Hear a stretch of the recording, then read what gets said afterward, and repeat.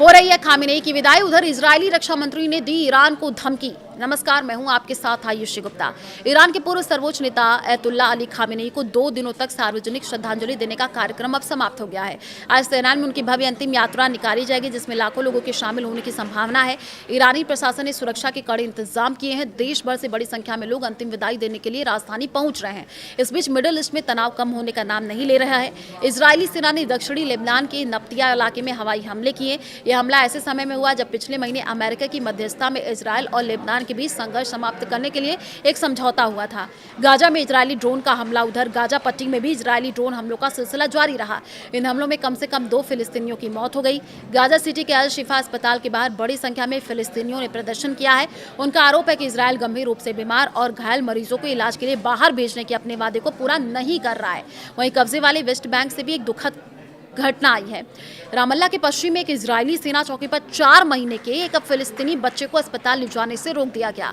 इलाज में देरी होने के कारण मासूम बच्चे की मौत हो गई। इस घटना के बाद क्षेत्र में गुस्सा बढ़ गया। लगातार हो रहे हमले और मानवीय संकट के बीच पूरे इलाके में हालात बेहद तनावपूर्ण बने हुए हैं। फिलिस्तीनी उपनिवेश और दीवार प्रतिरोध आयोग के अनुसार 2026 के पहले 6 महीनों में इजरायली सेना और यहूदी बसने वालों ने कब्जे वाले वेस्ट बैंक में 11,074 हमले किए हैं। आयोग का कहना है कि यह बढ़ोतरी इस बात का संकेत है कि इजरायल वेस्ट बैंक में नई बस्तियां बसाने और फिलिस्तीनियों को उनकी जमीन और घरों से हटाने की मुहिम को तेज कर रहा है। आयोग के मुताबिक इन कार्रवाइयों के कारण कई फिलिस्तीनी समुदाय पर लगातार दबाव बढ़ रहा है। उन्हें अपना इलाका छोड़ने के लिए मजबूर किया जा रहा है। इजरायल को नुकसान पहुंचाने के बारे में सोचा भी तो बनोगे टारगेट। जी हाँ, कॉड्स इजरायल के रक्षा मंत्री इजराइल कॉड्स ने ईरान के नेताओं को बड़ी चेतावनी देते हुए कहा है कि अगर कोई भी ईरानी नेता इजरायल को नुकसान पहुंचाने की कोशिश करेगा तो उसे भी निशाना बनाया जाएगा।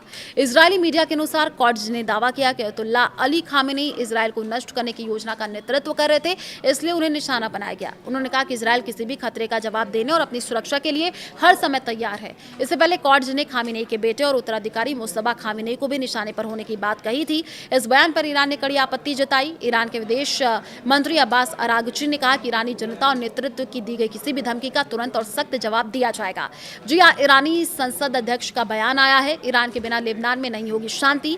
ईरान की संसद के अध्यक्ष और देश के प्रमुख वार्ताकार मोहम्मद बाकर गालिबाफ ने कहा कि ईरान की भूमिका के बिना लेबनान में स्थायी शांति संभव नहीं है। उनका कहना है कि क्षेत्र में स्थिरता बनाए रखने में ईरान की अहम भूमिका है। गालिबाफ ने यह बात तेहरान में हिजबुल्लाह के वरिष्ठ नेता मोहम्मद फनीश से मुलाकात के दौरान कही है। फनीश अयतुल्ला अली खामेनेई के अंतिम संस्कार में शामिल होने के लिए ईरान पहुंचे हैं।